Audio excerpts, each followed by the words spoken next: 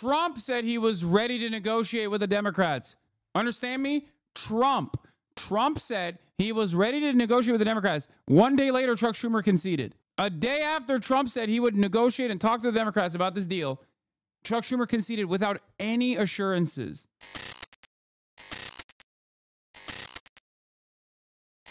Spike in anti-Semitism we're experiencing right now in America began after the worst instance of violence committed against Jewish people since the Holocaust.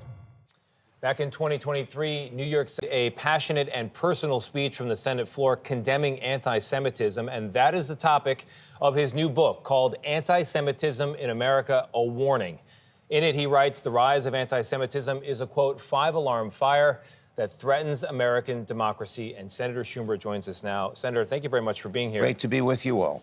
Wouldn't want to be looking out your window when I woke up this morning, right? You've got protesters out there. I'm not looking forward to these clips being posted a year from now when everything is worse, exactly as you've said in an effort to vindicate you. I know. It's just, there's nothing we can stop. I mean, there's nothing we can do to stop it, though, unfortunately, it seems. All we can do is keep resisting with the hopes that, like, you know, inevitably the government will back down from it. Interesting. Double Cirque Tony having a very different tone with Chuck Schumer as he did with Ta-Nehisi Coates. If you recall, you know, he's not saying that this book has writings that could be seen in the backpack of a terrorist. It's been a difficult few days. We're going to get to that. We're also going to get to the book. But I want to talk about what's going on in the Middle East, because overnight, the ceasefire that had held and that you had celebrated between Israel and Hamas has been broken. Right. Your reaction to that, and do you think a ceasefire could get back on the table? Yes. Could it be reestablished? They were really close. And this ceasefire, the second round of the ceasefire is important because first it says Hamas, which I believe has been a large cause of the trouble, would disarm and Israel would remove its soldiers from Gaza. So they were close. It fell apart. I don't know the exact details. It happened overnight. But I think our government has to work really hard to bring them back to the table and get those hostages home. And I think it's possible because they were close at one point. Now, last week, you and 9 other Democrats helped avert a government shutdown by voting for a Republican-written bill, which many Democrats have been angered by. Yeah. By the way, the government is considering keying Teslas an act of terror, and dumb fucks in the chat are like, I don't understand. It's just like you went to a funeral proceeding. It's perfectly valid for the government to just like deny you your visa. I have no thoughts in my mind. Certainly, the fascist administrative state will not expand on the definition of terrorism away from people that you agree to people that you like. Certainly, that's never happened historically. This is the problem. This is the issue with violating certain pre-existing protections. And we've seen it described as a civil war, as a train wreck. Many Democrats believe, you know, if you have a government shutdown, that will force President Trump and Republicans to the negotiating table. Why not use your vote to push back and fight? Because the idea that they would go to the negotiating table is they don't do it. This is a new group. This is not the old group. Let me explain. I knew when I took this vote, there'd be a lot of protests, but I felt I had to do it for the future of the country. Because here's as bad as that CR bill was, and it was bad, a shutdown is 10 times worse. Let me give you what happens. And blamed on the Democrats. And you're right, Gail. But can I just explain what? But you had been saying you were not going to vote. I think people were upset with you, and people are very upset with you because you had led people to believe that, no, I'm going to vote against. Okay, well, let me explain why first a shutdown is terrible. People ought to know that. The executive branch, in this case, Musk, Doge, and this horrible guy Vogt, who have no concern for working people, would have had sole power to determine what opens and what closes. They determine what is essential. You can't go to court. So on day 2, get rid of SNAP and food for hungry kids. It's not essential. Day 4, get rid of mass transit aid.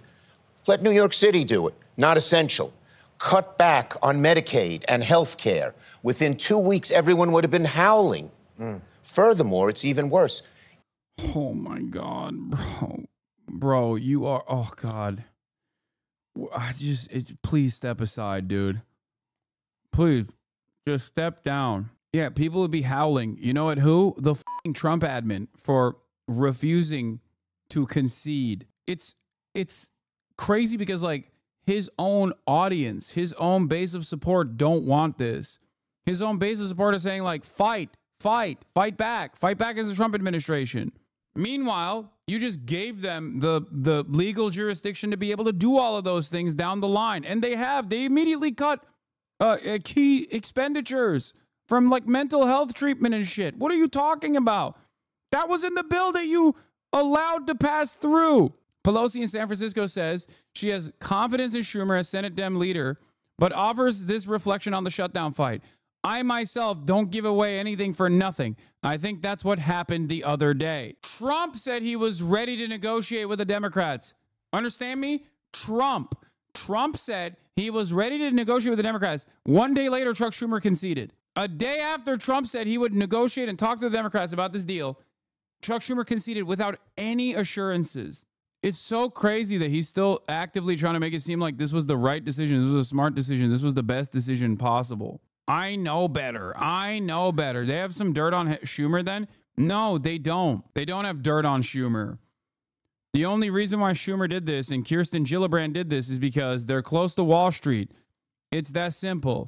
They're close to Wall Street, and Wall Street was like, don't up the bag. The market is already incredibly volatile with the tariffs.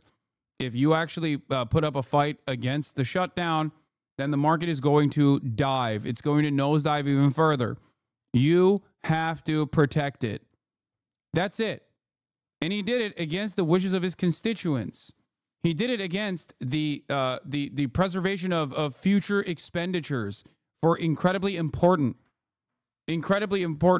programs that people rely on. That's it. That is the only reason why he did this. The reason why he did this is because bosses made a boss call and said, if you actually put up a fight, a strong fight that leads to a government shutdown, then people are going to, if you put up a strong fight that leads to a government shutdown, then market volatility is going to cause a major crash. So he said, yes, sir, I'll play ball. It has no off-ramp. Guess who determines when we leave the Republicans? And let's not forget how bad they are. This guy Vogt, probably the most evil man. He's the guy who came up with that Project 2025. Yes. Yeah. He has a whole playbook of what to shut down. So they had said, one of the Republican senators who knows said to us, you'll be in the shutdown for 6 to 9 months till we totally destroy the federal government. So the shutdown was a much worse alternative. I knew I'd get a lot of flack. But Senator, I took some bullets from other people. And you're still taking bullets, but should you have let people know you're thinking ahead of time? Because really, people thought... The problem was it came so fast. Hakeem and I had a strategy, which was to try and get a bipartisan bill, which meant in the House, the Republicans would have not been able to pass it. Only at the last minute did it happen that they all voted for it.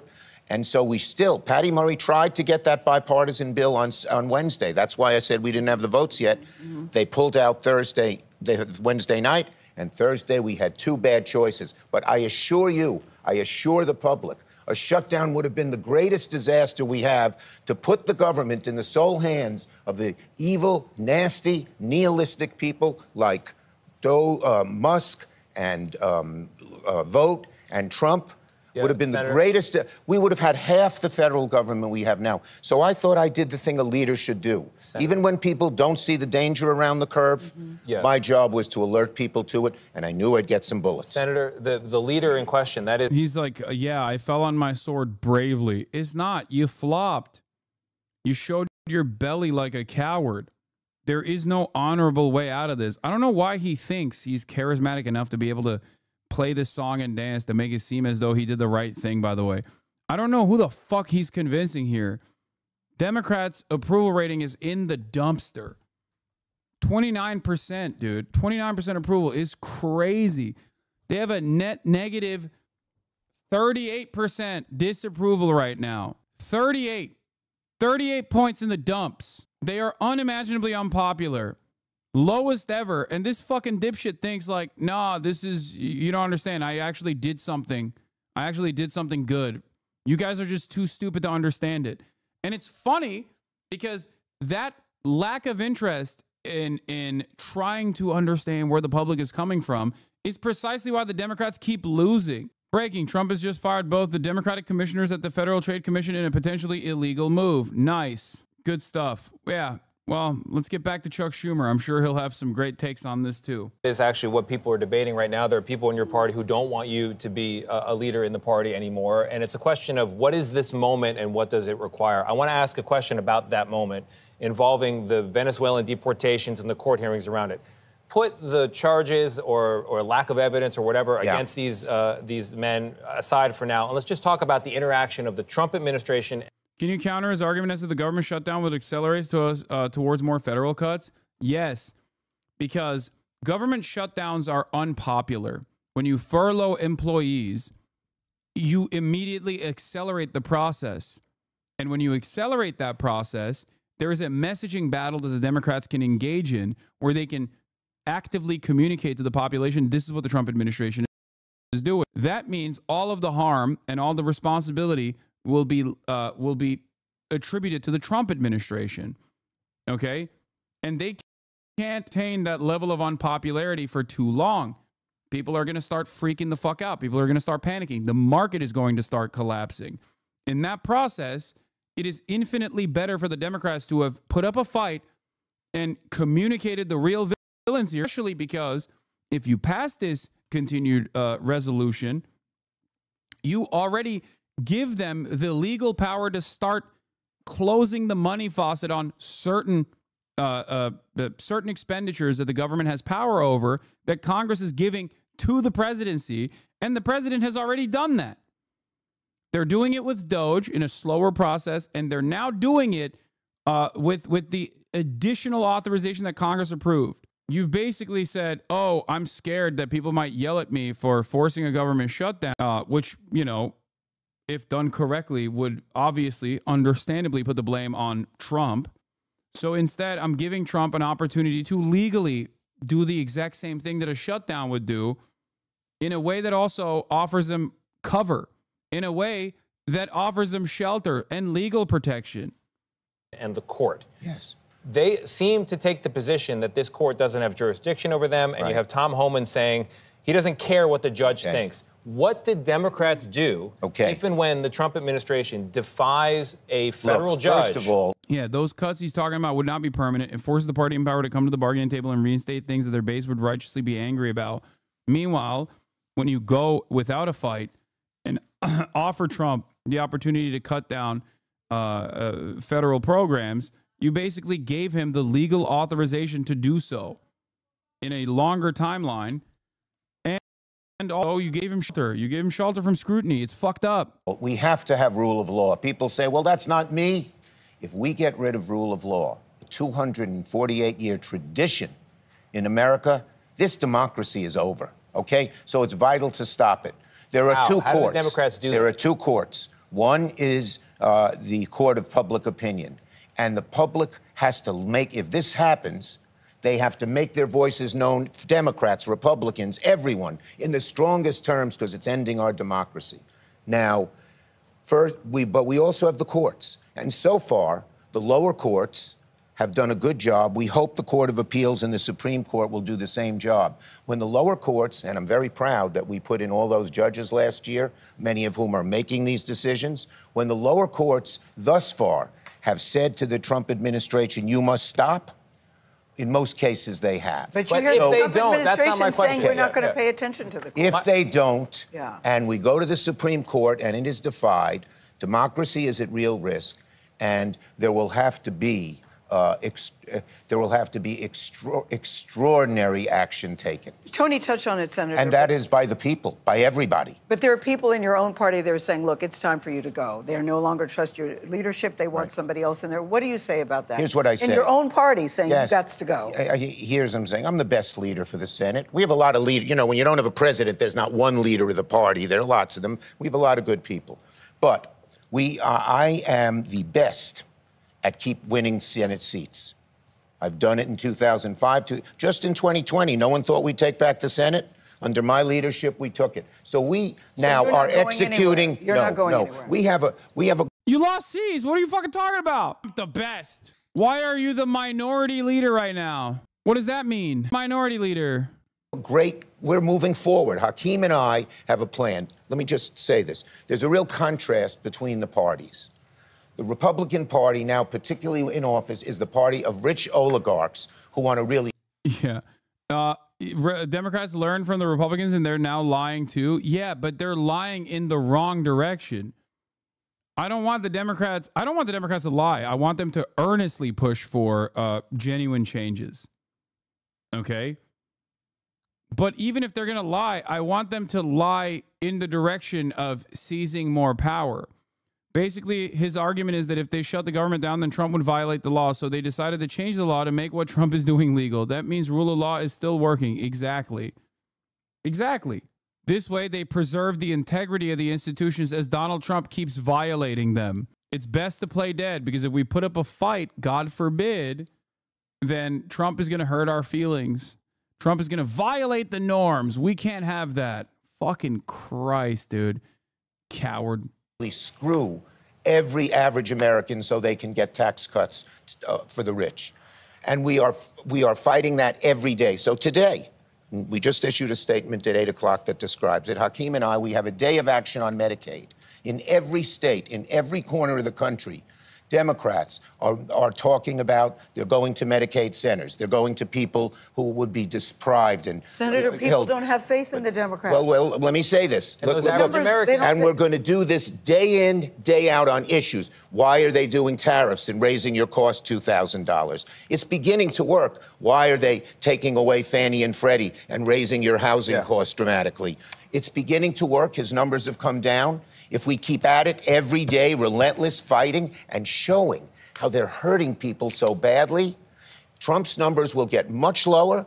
And his both popularity but also his effectiveness will decline. That, I believe that strategy will work. May I hold up the book? Yes. Yeah, let's get to the book. This is why you were here. Yes. Because news that stays news, anti-Semitism. Yes. Yeah, it's coming out at a time where you said you never thought you'd have to write this book, but you never thought anti-Semitism would be as bad as it is. You said for many non-Jewish people, it's alarming, but it's not a real problem and not a priority. And to that you say... Yeah, Jewish people, we carry 5,000 years of history on our back.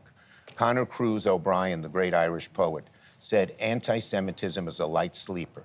When things get bad, often, almost in too many societies, it turns on the Jews. You know, I was brought up between 1950, I was born in 1950. For the first 50 years, the Jewish people, we call it the Golden Medina. Jews did great in America, like everybody else. We were advancing up the ladder.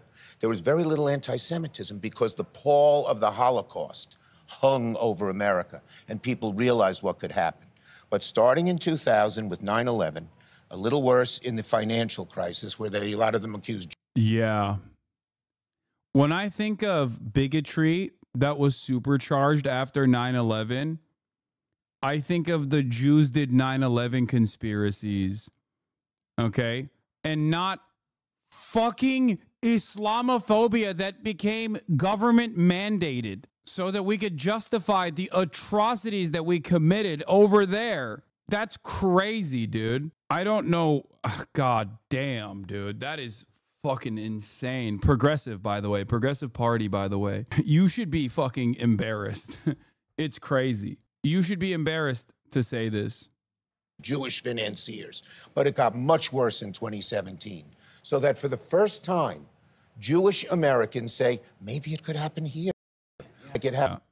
Yeah, who could forget the first hate crime post 9/11, which was, of course, a Jewish man. Oh, wait, it wasn't. It wasn't even a Muslim man, actually. It was a Sikh person that the psychopath thought was Muslim. Happened everywhere else. So I wrote this book. I wrote this book aimed at 5 audiences, and then I'll add a 6th. First, my generation. So they see we're not alone. My experience is often their experience. Second, to my generation's children. They know what's going on, but they didn't know the struggles of Israel, the history of anti-Semitism. You know, they know the struggles of Israel. Our holidays. There's a joke about the... Yeah. No, there was post World War II in the United States of America. It was a historic period, according to Chucky here, where there was no anti-Semitism famously. Why?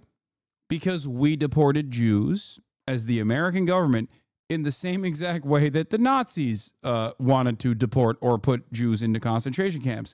for being suspected communists, of course. That's right. But that period was perfect for Jews, according to Chuck Schumer. Now, this is on what the American government might do later down the line. 3 words that describe every Jewish holiday. They tried to kill us. We survived. Let's eat. Yes. So they know bad. But third, it's aimed at non-Jewish people who say, you know, it's bad, but why are they so sensitive? You read this book, you'll see it. Right. Finally, I'm aiming it at my left, my people on the left, my friends on the left. I've always been a progressive, but we've always seen anti-Semitism on the right. You saw those people at 9/11, at January 6th wearing shirts that more than 6 million. But now a lot of it's trickled over to the left, and that's bad too. Yeah, the real fear is the leftist anti-Semitism. Oh my God. Yeah. Thank you, man. Thank you for tackling the real issues right now in this day and age. Anti-Semitism coming from the left, which is, of course, having thoughts about Israel, saying Israel is an apartheid state. Because remember, this dipshit told the New York Times, yeah, he thought January 6th is 9/11, by the way, which is a fantastic Freudian slip from Chuck.